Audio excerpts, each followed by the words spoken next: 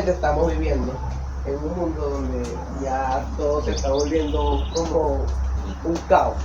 Realmente estamos viviendo en un caos porque a lo malo le queremos llamar bueno y a lo bueno lo queremos llamar malo. Estamos viviendo estamos pasando esa transición en que cada vez que pasan cosas es como que más hiriente a nuestros corazones, como que no, en tal parte están legalizando la pedofilia o están haciendo muchas cosas y legalmente uno se siente herido en el corazón por tantas cosas que están pasando en el mundo. Pero esto está pasando porque la misma sociedad ha querido encerrarse en sus propios deseos, en lo que hay en sus corazones, en la depravación, mejor dicho, de lo que hay en su corazón. Y Satanás ha hecho un muy buen trabajo para eso. Satanás se ha encargado de poner un velo, por así decirlo, porque así lo dice la Biblia, de poner un velo para que no nos demos cuenta, o nosotros como cristianos nos damos cuenta, pero para que el mundo no se dé cuenta de lo que hay en su corazón, de la depravación, de los pensamientos tan feos que hay en el corazón. Pero nosotros que conocemos la verdad, tenemos que hacer una antorcha. Tenemos que ser una antorcha que brille porque conocemos la verdad. Y esa verdad hay que declararla, sea donde sea que estemos. Y por eso en la imagen están ciertos puntos con luces. Porque va a llegar un momento donde quizás la palabra de Dios vaya a ser prohibida, como en muchos lugares ahorita. Y cuando pasa eso, se tienen que reunir en sótanos, en cosas. Y allí, en un sótano, en medio de un sótano, está una antorcha declarando verdad. Declarando la verdad de la palabra de Dios, declarando la verdad del Evangelio. Y para comenzar, quiero irme a dos pasajes para poder entender un poco, tener contexto un poco de lo que Satanás ha estado tratando de hacer en la vida de muchas personas.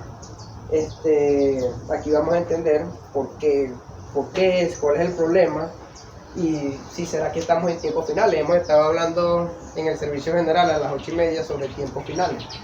Y vamos a entender un poquito también de lo que está pasando en el corazón de cada persona que está en el mundo. Y vamos a Mateo, ¿tienen su Biblia? Vamos a Mateo 24. Capítulo 24, versículo 10. Muchos tropezarán entonces y se entregarán unos a otros, y unos a otros se aborrecerán, y muchos falsos profetas se levantarán y engañarán a muchos. Y por haberse multiplicado la maldad, ¿qué pasó? El amor de muchos se enfriará.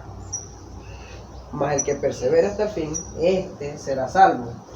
Y será predicado este evangelio del reino en todo el mundo.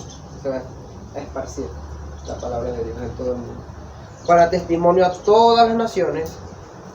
Y entonces, después de eso, vendrá el fin. Una cosa interesante de este versículo, de estos 4 versículos, es que dice que el corazón de muchos se va a enfriar. Y realmente estamos viendo mucho eso actualmente. Ya, como estaba diciendo Daniel en el mensaje, ya el corazón ya no es sensible a la palabra de Dios y ya no es sensible a acontecimientos que pasan. Ejemplo, estaba diciendo allá arriba en el mensaje, hay un accidente, algo horrible, y la gente está ahí muerta y la gente pasa grabando. Te vuelves insensible en tu corazón. En vez de querer ayudar, ¿qué estás haciendo? Estás grabando para nada, porque ¿qué ganas con eso, con grabar? No ganas nada. Estamos volviéndonos insensibles en nuestros corazones. Y hay mucha gente que se está perdiendo por esa insensibilidad. El segundo pasaje está en 2 Corintios 4, capítulo 4, versículo 3, del 3 al 6. Pero si nuestro evangelio está aún encubierto, entre los que se pierden está encubierto, en los cuales el Dios de este siglo cegó el entendimiento de los incrédulos, para que no les resplandezca la luz del evangelio de la gloria de Cristo, el cual es la imagen de Dios. Porque no nos predicamos a nosotros mismos, sino Jesucristo como Señor, y nosotros como vuestros siervos por amor de Jesús. Porque Dios, que mandó de las tinieblas resplandeciese la luz, es el que resplandeció en nuestros corazones, para iluminación del conocimiento de la gloria de Dios en la faz de Jesucristo. Increíble lo que está haciendo Satanás, pero quiero que detallemos por versículo. En el versículo 3 nos dice que la gente se está perdiendo en cierta parte porque está el evangelio. ¿Qué está haciendo Satanás con el evangelio? Encubriéndolo. Está cegando la vista de las personas para que no sea descubierto el evangelio para ellos. Entonces ese es el buen trabajo que está haciendo Satanás. Está haciendo un excelente trabajo con eso, pero también es responsabilidad de nosotros declararles y anunciarles la verdad de la palabra de Dios, ser luz a esas personas. ¿Quién se acuerda de la película de Hércules? La comiquita. Tipo así. Cuando hay una comiquita de Hércules que pasó eso. Que el Zeus tenía un hijo y vino a Hades y se tomó el hijo y mandó a sus dos niñitos a que lo convirtieran a sus dos milloncitos, no sé. Y a que convirtiera al hijo de Zeus en mortal, o sea, humano, pues, para que él no viniera a la tierra y salvara a la gente y bromas del tipo así. Eso mismo es. Me trajo la mente. No sé quién es Hércules, pero chulo.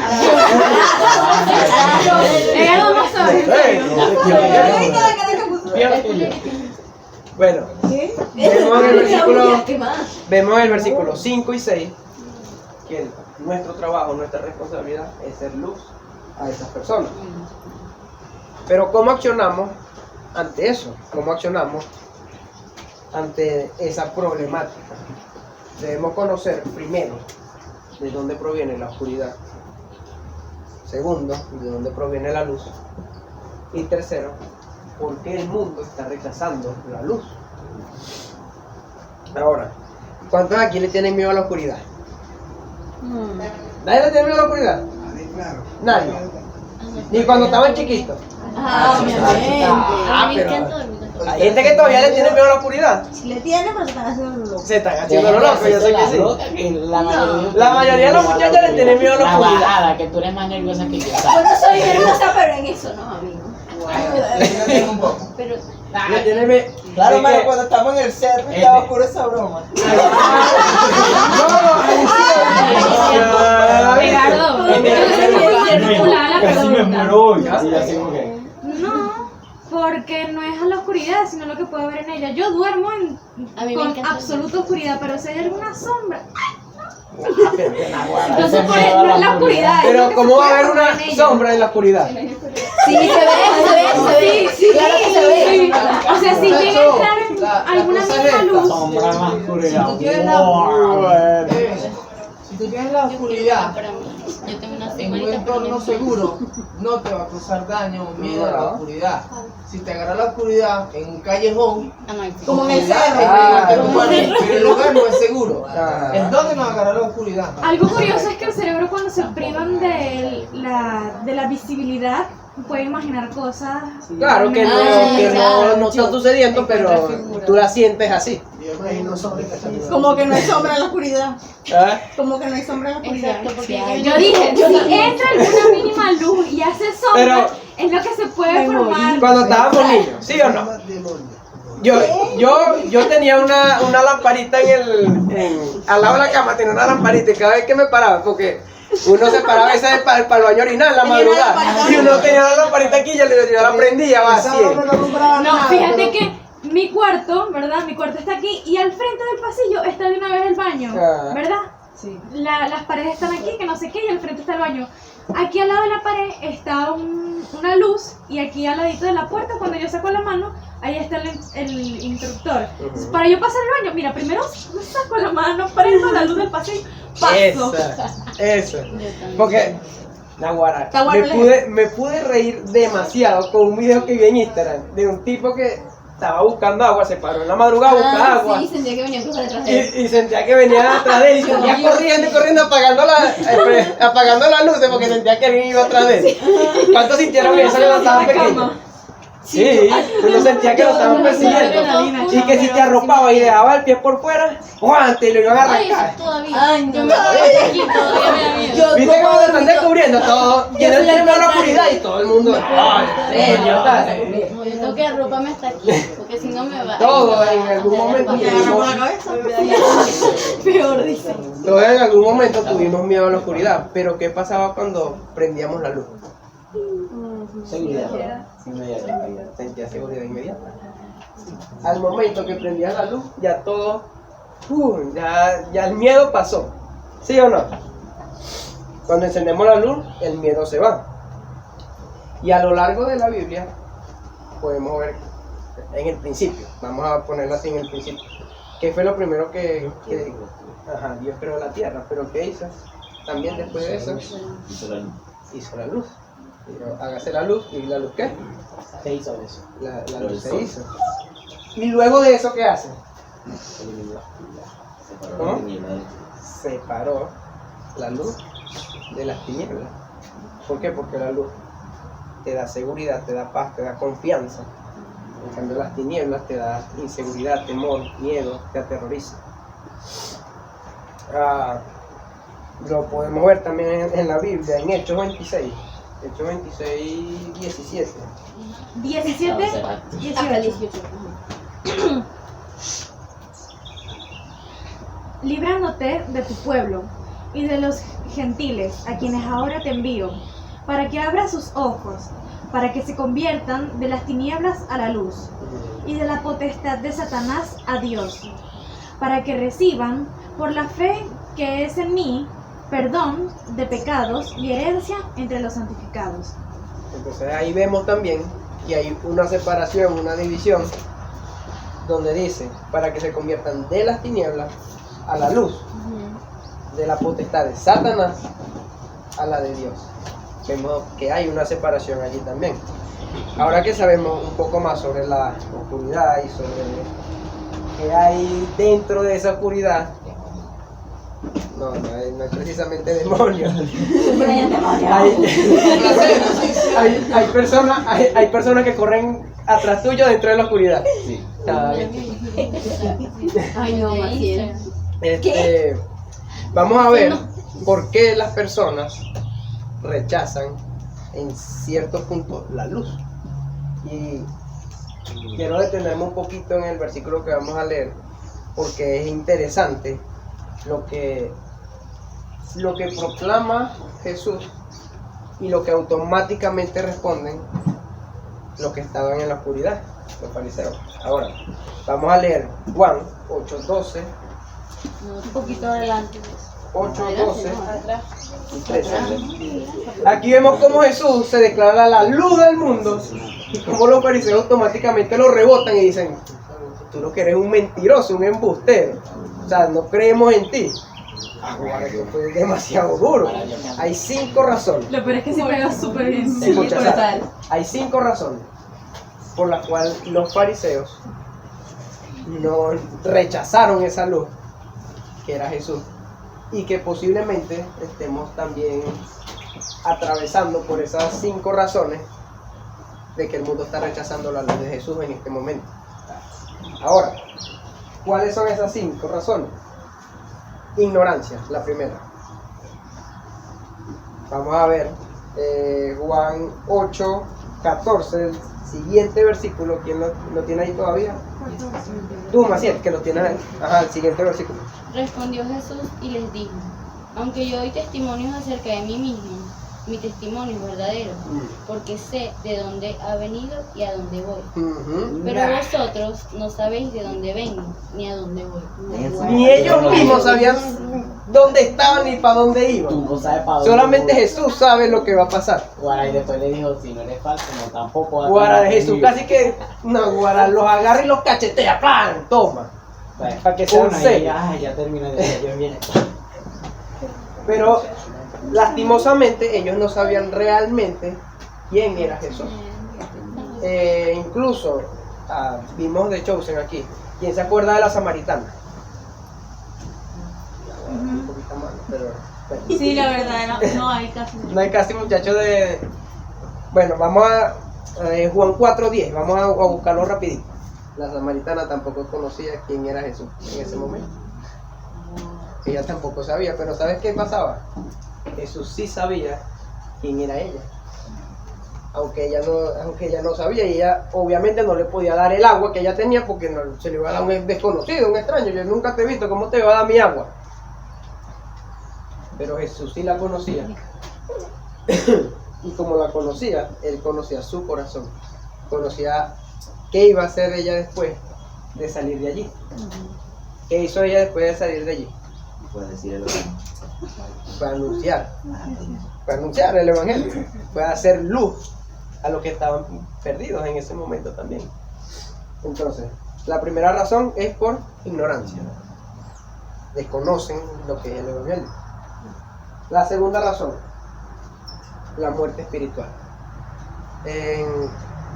Vamos a volver al 8, al capítulo 8 de Juan. Vosotros juzgáis según la carne, yo no juzgo a nadie. Vale. Y les digo, vosotros sois de abajo, yo soy de arriba, vosotros sois de este mundo, yo no soy de este mundo.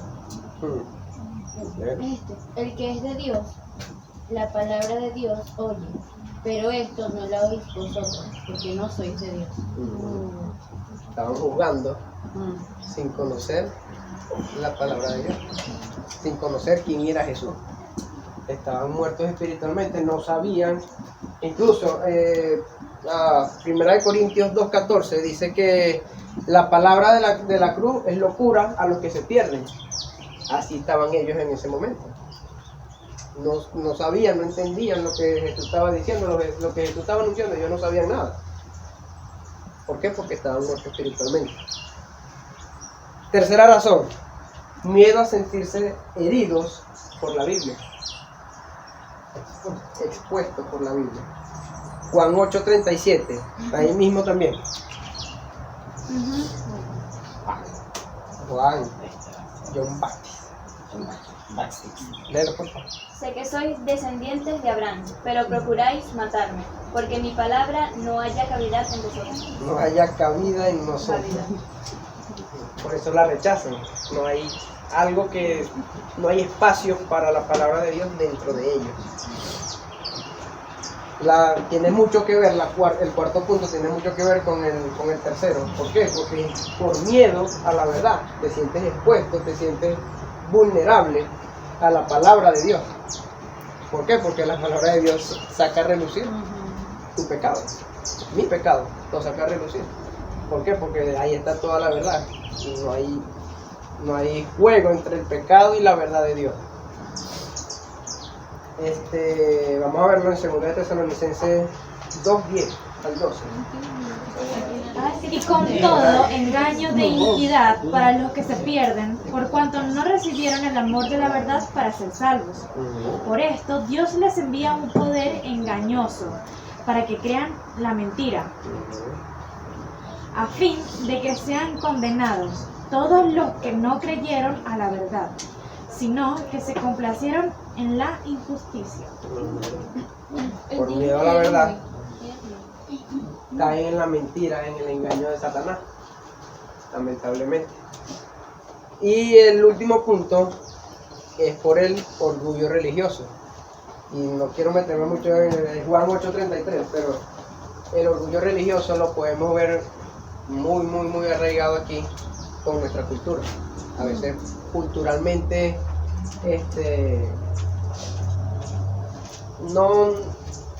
nos enseñan una cosa y que no es la correcta. Entonces, cuando te enseñan la manera correcta, cuando te enseñan la verdad de la palabra de Dios, la rechazamos. ¿Por qué? Porque mayor es nuestro orgullo que está en nuestro corazón que nuestra rendición a la palabra de Dios. La Biblia nos ayuda en todo, pero en esto también nos ayuda. Vamos a leer Mateo 5, del 13 al 16, porque existen dos maneras de influenciar al mundo. Mateo 5, del 13 al 16. Ok, en primer lugar, en el versículo 13, podemos ver que nos manda a ser la sal de la tierra. Y vamos a darle un poquito de contexto a esto. La mayoría de las personas de ese tiempo eran pescadores. En The Chosen también salió Pedro como pescador, ¿sí? ¿Sí se acuerdan? Bueno, la mayoría de ellos eran pescadores. Pescadores. Bueno, pescadores también, pero eran pescadores. Entonces, y todos ellos sabían de lo que Jesús estaba hablando. No quizás lo lee ahorita y dice, pero ¿de qué está hablando Jesús aquí en este momento? Ellos sabían de lo que estaba hablando porque ellos eran pescadores. Y ellos sabían que la sal era muy importante para el pescado. ¿Por qué? Porque ellos cuando pescaban, ellos tenían que llevar ese pescado al mercado a venderlo. Y ellos tenían que sacarlo, echarle sal. Y ya vamos a entender por qué le echaban sal. Le echaban sal. ¿Ah? Se conserva.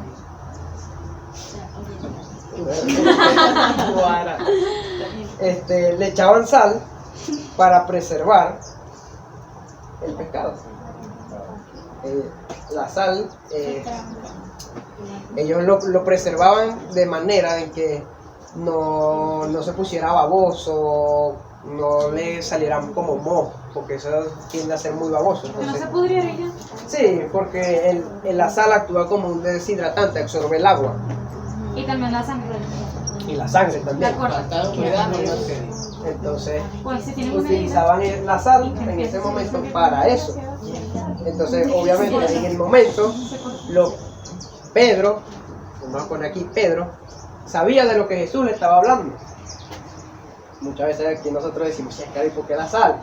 Ahí está, esa es la razón por la cual somos la sal del mundo. Pero quiero sacar 5 características aquí también de por qué la sal es buena. En primer lugar, evita la corrupción, evita la contaminación, no deja que el pescado se dañe. Bueno, más que todo, no es que se dañe, sino que cura la carne. Cura, sí, pero mantiene el pescado fresco también. No se descompone. Hay algo aquí muy importante, y es que la sal también produce sed. ¿Qué? La sal produce sed. ¿Cuántos han comido pollo jardín? Nah, guara, ese es el pollo más salado que yo como y más sabroso. Guara, pero bueno. ¿Ah? Es demasiado bueno, pero Naguará, después de salir de ahí te tiene que tomar como 3 litros de agua, porque Naguará, la sal produce mucha sed. Entonces, ¿a qué lo llevo en este momento? A la sed espiritual. A eso se refería. A la sed espiritual que debemos tener cada uno para buscar a Jesús cada día. Y también sirve para sazonar el alimento. ¿De qué manera lo podemos ver ahorita? Para sazonar nuestras vidas y la vida de los que nos rodean, para darle sentido, para darle dirección. Entonces, ahora vamos a pasar a hablar sobre la luz. Cuando Jesús habla sobre ser la luz del mundo. Pero antes, quiero hacerle una pregunta.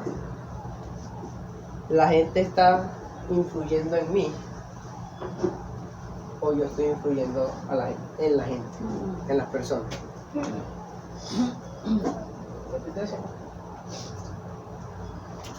Las personas están influyendo en mí, en nosotros, o nosotros, o tú, están influyendo en la vida de las personas. Estamos marcando una diferencia en la calle. Estamos siendo luz en la calle, marcando la diferencia. Y dentro de poco vamos a entender cómo es marcar la diferencia. Vamos a buscar Primera de Pedro, 1 del 13 al 15. Como hijos obedientes, no os confrontéis a los deseos que antes teníais, estando en vuestra ignorancia, sino como aquel que os llamó es tanto, sed también vosotros santos en toda vuestra manera de vivir. Esa palabra ahí es espectacular, sed santos. Y Jesús dice, sed santos porque yo soy santo.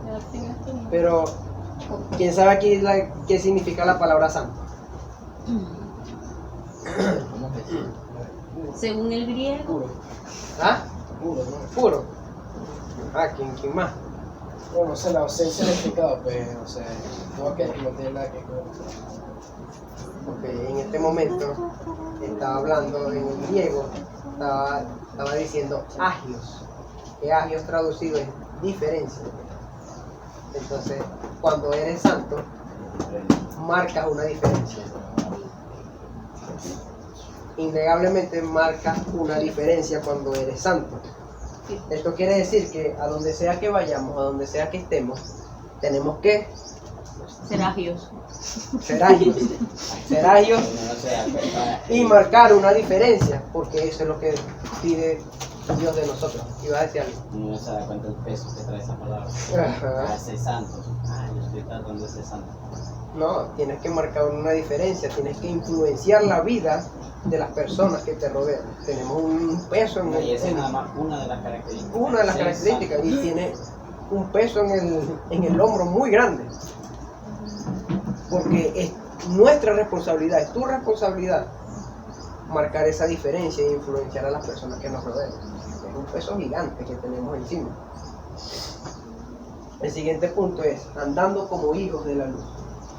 Y me encanta que diga andando, porque cuando vas andando vas caminando con la luz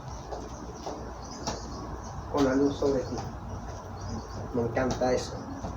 Y ya vimos en Mateo 5:14 que somos luz, pero también vimos en Juan 8:12 cuando Jesús se declara la luz del mundo. Y hay una cosa muy interesante allí, y ahí también nos vamos a detener un poquito. ¿Por qué? Porque hay algo espectacular dentro del contexto histórico. Hay algo maravilloso que pasó cuando él decía, o cuando él dijo, yo soy la luz del mundo. Saben que cuando ellos estaban allí, cuando se desarrolla el versículo, ellos estaban celebrando la fiesta de los tabernáculos. Y vamos a... ¿Tienes ahí Juan 7:2, por favor? Ok, ya sabemos que se estaba desarrollando la fiesta de los tabernáculos, era ya la última fiesta. Entonces, esta fiesta duraba aproximadamente 7 días. Era madre fiesta, ¿qué fiesta dura ahorita 7 días? ¿Ah? Era madre fiesta, además de ese rumbón. Estaban celebrando la fiesta de los tabernáculos y estaban posiblemente cuando Jesús dice yo soy la luz del mundo en Juan 8:12, estaban posiblemente en el último día de esa fiesta. Ahora quiero que utilicen su increíble imaginación, porque cada persona que entraba a la fiesta de los tabernáculos veía algo. Entonces, ¿qué era lo que veían ellos? Ellos entraban a la fiesta de los tabernáculos y había un playón gigante y habían 13 trompetas labradas, eran como arcas donde depositaban su ofrenda. Entonces, en la primera y en la segunda arca depositaban la ofrenda del ciclo, que era algo que tenían que dar los judíos, la ofrenda que tenían que dar los judíos para mantener el templo, por así decirlo. En la tercera y la cuarta se depositaba el dinero para adquirir 2 palomas que debían ofrecer las mujeres para la purificación después del nacimiento de su hijo. La quinta era para pagar la madera que mantenía el fuego del altar, la sexta era para pagar el incienso del templo, la séptima para mantener las vasijas, y las demás eran para los que quisieran colaborar con algo que les sobrara o algo así. Debían colaborar con X cosas.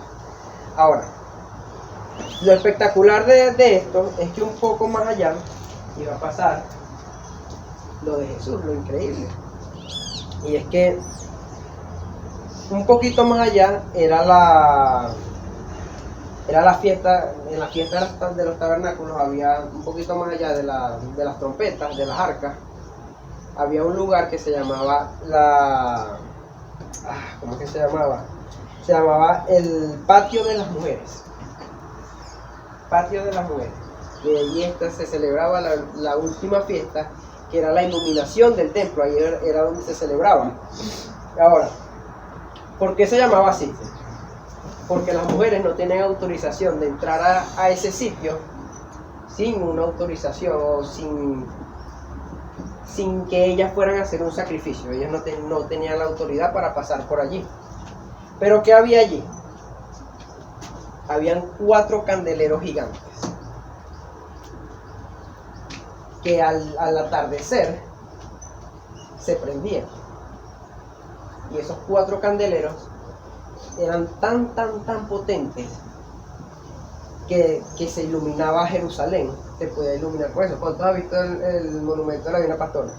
Que se ve desde Naguará, casi todos los lados de Barquisimeto y Cabudare.